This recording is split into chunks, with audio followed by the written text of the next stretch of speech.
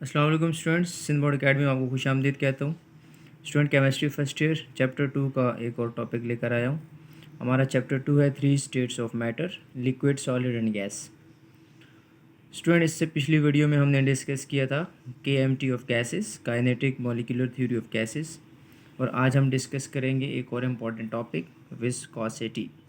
Viscosity आज हम discuss करने जा रहे हैं।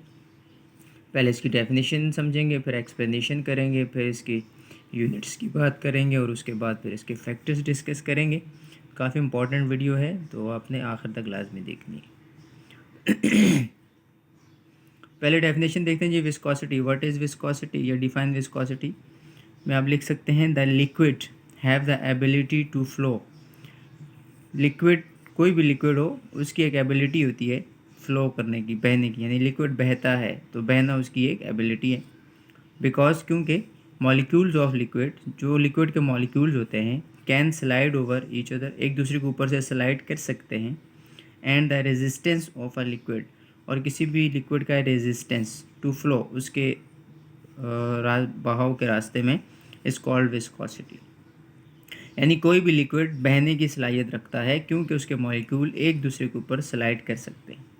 लेकिन अगर उस लिक्विड के फ्लो के रास्ते में किसी किस्म की रुकावट आ जाए, किसी किस्म की मुज़ाहमत आ जाए, तो इसको विस्कोसिटी कहते हैं। ठीक है, इन शॉर्ट आप कह सकते हैं कि विस्कोसिटी एक ऐसी लिक्विड की प्रॉपर्टी है कि जिसमें लिक्विड के मॉलिक्यूल्स के रास्ते में किसी किस्म की रुकावट प्रोड्यूस की जाए या रेजिस्टेंस प्रोड्यूस हो, जिससे वो मॉलिक्यूल ईज़िली फ़्लो ना कर सकें, उसको हम विस्कोसिटी कहते हैं। ठीक है जी। अब बात करते हैं एक्सप्लेनेशन की। A liquid in a tube is considered as made up of a series of molecular layers। हमारे पास एक ट्यूब हो और उसके अंदर एक लिक्विड हमने ऐड किया हुआ हो, यानी उस ट्यूब, टेस्ट ट्यूब भी आप ले सकते हैं, उसके अंदर आप लिक्विड हो, कोई भी लिक्विड हो, एनी लिक्विड, कोई भी लिक्विड आप ले सकते हैं। तो उसके अंदर उसकी जो मॉलिक्यूल्स की लेयर्स होंगी, उसकी डिफरेंट सीरीज होंगी। The layer of the liquid in contract with the walls of the tube remain stationery. ठीक है, यानी कि वो लेयर जो कि उस ट्यूब की वॉल के साथ टकरा रही है, वो हमेशा स्टेशनरी रहेगी, रिमेन स्टेशनरी, हमेशा स्टेशनरी फॉर्म में रहेगी। The layer in the centre of the tube has highest velocity. जो लेयर आपकी सेंटर वाली लेयर होगी, दरमियानी लेयर जिसे कहते हैं, उसकी जो वेलोसिटी होगी वो काफ़ी ज़्यादा होगी, हाईएस्ट, सबसे ज़्यादा। Each layer exert a drag on the next layer and cause resistance to flow. हर लेयर दूसरी लेयर के ऊपर ड्रैग करेगी और जिससे क्या होगा, रेजिस्टेंस प्रोड्यूस होगा। यानी कि उस, आपने जैसे ट्यूब की बात की है, तो ट्यूब की आपने यहाँ पे हम दो लेयर्स डिस्कस किए हैं, एक इनर लेयर, ठीक है, वैसे 3 लेयर्स होती हैं, इनर लेयर, मिडल लेयर और आउटर लेयर। तो जो सबसे आउटर लेयर थी उसको हमने कहा था कि जी वो स्टेशनरी फॉर्म में रहेगी। जो मिडल लेयर थी हमने कहा था उसकी वेलोसिटी या विस्कोसिटी सबसे ज़्यादा होगी, और जो इनर लेयर है उसकी सबसे कम होगी। अब हर लेयर दूसरी लेयर के ऊपर ड्रैग करेगी, जिसकी सूरत में रेजिस्टेंस प्रोड्यूस होगा और हम जिसको विस्कोसिटी कहेंगे। अब बात करते हैं रिप्रेजेंटेशन की। रिप्रेजेंटेशन इजहार। The viscosity of a liquid is represented by Greek letter eta. ये ईटा की सिंबल है, ठीक है। यानी हम विस्कोसिटी को, किसी भी लिक्विड की विस्कोसिटी को ग्रीक, यूनानी लेटर, यूनानी लफ्ज़ जिसको ईटा कहते हैं और ये उसकी सिंबल है, इससे रिप्रेजेंट करते हैं। ठीक है, ये ईटा की सिंबल है। उसके बाद जी यूनिट की बात कर लेते हैं। Unit of viscosity, it is measured in poised. इसको पॉइस में मेजर किया जा सकता है, सेंटी पॉइस में भी एंड मिली पॉइस में भी।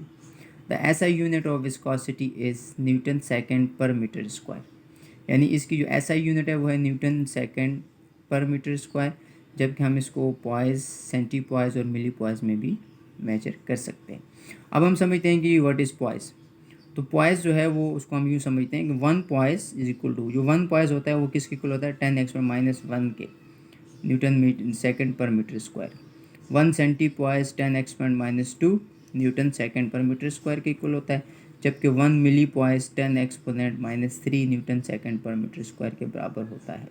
यानी जब हम एक्सपोनेंट में -2 की वैल्यू लेंगे ये सेंटीपोइस होगी, जब हम -3 लेंगे वो मिलीपोइस होगी, और जब -1 होगा जिसको हम 1 लिखते नहीं हैं तो ये पॉइस कहलाएगा। ठीक है जी।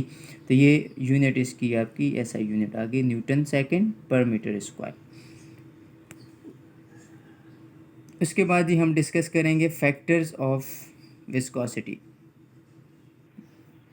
Factors of viscosity, factors on which viscosity depends. अब हम वो फैक्टर्स डिस्कस करेंगे जिन पे विस्कोसिटी डिपेंड करती है, यानी viscosity depends upon following factors, यानी वो अवामिल जो विस्कोसिटी पे डिपेंड करते हैं या विस्कोसिटी जिन पे डिपेंड करती है। Viscosity of a liquid is depend upon the following factors.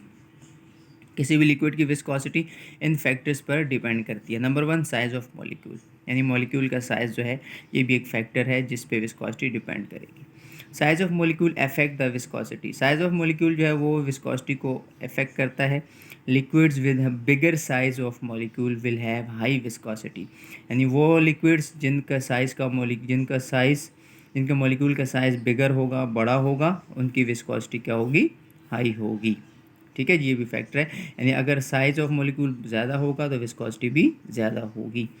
आगे बात करते हैं जी शेप ऑफ मॉलिक्यूल। मॉलिक्यूल की शेप कैसे असरअंदाज होती है देख लेते हैं।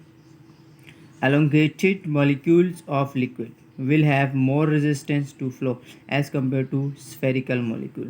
जो एलोंगेटेड मॉलिक्यूल्स होते हैं लिक्विड के, यानी एलोंगेटेड लिक्विड के मॉलिक्यूल्स होते हैं, उनका जो विस्कोसिटी होती है वो बहुत ज़्यादा होती है क्योंकि रेजिस्टेंस ज़्यादा होता है। ठीक है, as compare to spherical molecule, यानी जो स्फेरिकल मॉलिक्यूल होता है, यानी राउंड शेप का मॉलिक्यूल होता है, उसकी जो विस्कोसिटी होती है वो कम होती है। और जो इसके अलावा जो शेप्स होती हैं एलोंगेटेड, मतलब जैसे टेट्राहेड्रल हो गया, ट्राइगोनल हो गया, ठीक है, हेक्सागोनल हो गया, इस तरह के जितने भी मॉलिक्यूल्स होंगे तो उनकी विस्कोसिटी बहुत ज़्यादा होगी, जबकि जो स्फेरिकल होगा उसकी कम होगी। बात करते हैं थर्ड की इंटरमॉलिक्यूलर अट्रैक्शन। देखते हैं जी इंटरमॉलिक्यूलर अट्रैक्शन किस तरह असरअंदाज होती है। ग्रेटर द इंटरमॉलिक्यूलर अट्रैक्शन, अगर इंटरमॉलिक्यूलर अट्रैक्शन ज़्यादा होगी, बड़ी होगी, greater will be the viscosity भी बढ़ जाएगी। यानी इंटरमॉलिक्यूलर फोर्सेस बढ़ेंगी तो विस्कोसिटी भी बढ़ जाएगी, और इंटरमॉलिक्यूलर अट्रैक्शन कम होगी तो विस्कोसिटी भी कम हो जाएगी। ठीक है जी। Number 4 and last, temperature. In liquids viscosity decreases with the rise of temperature. Liquids के अंदर अगर आप टेम्परेचर बढ़ाओगे तो विस्कोसिटी कम हो जाएगी। लिक्विड के अंदर टेम्परेचर बढ़ेगा तो विस्कोसिटी डिक्रीज हो जाएगी, जबकि गैसेस के अंदर टेम्परेचर बढ़ाओगे तो विस्कोसिटी भी बढ़ जाएगी। क्लियर है, ये बात याद रखिएगा। लिक्विड के अंदर टेम्परेचर बढ़ाने से विस्कोसिटी कम होगी, जबकि गैसेस के अंदर टेम्परेचर बढ़ाने से विस्कोसिटी भी बढ़ जाएगी। तो उम्मीद करता हूँ जी स्टूडेंट आपको आज की वीडियो समझ आई होगी। तो इंशाल्लाह आपसे मिलते हैं नेक्स्ट वीडियो में। इस वीडियो पे आपके कमेंट और फीडबैक का इंतज़ार रहेगा। अपना बहुत सारा ख्याल रखिएगा। अल्लाह हाफिज़, बेस्ट ऑफ लक।